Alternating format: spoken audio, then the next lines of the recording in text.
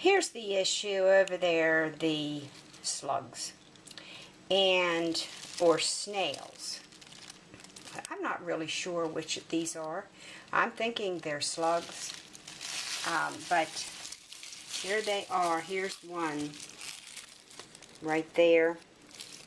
So I've got to go through these and get these all out off of them.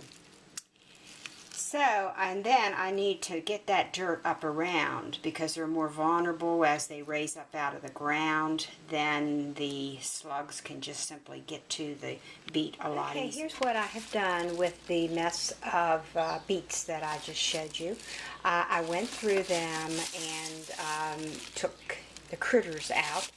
And so these can be eaten raw, they can be chopped up and sauteed quick, or however.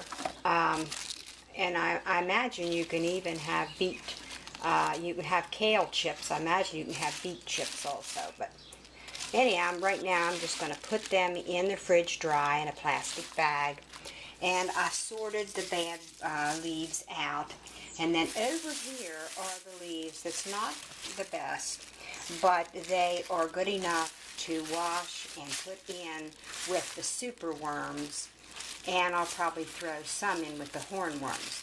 But these, you can just tell by looking at them, they're a little bit tougher. They're still edible and all, and I'll probably even taste some of them, but I just kind of separated out the little less desirable ones for the worms, but I'll still give them some of the good beet greens too. So then also here's an indication of the snail issue that we have over there. They'll just bite through and ruin your tomatoes. So we have an issue with that, and I'm just not sure what we're going to do about that. So I wanted to mention too, the beets.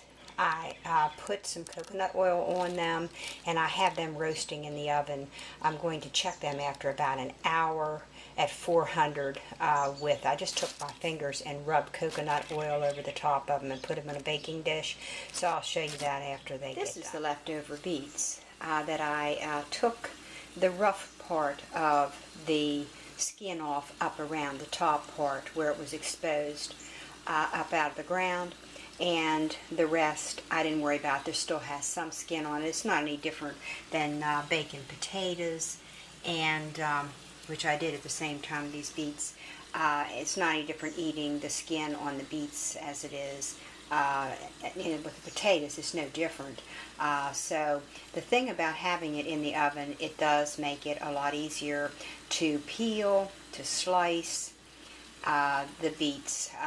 It's just does save time, especially if you're going to be cooking other things, because it did take an hour and 15 minutes for the bigger beets and an hour for the smaller ones.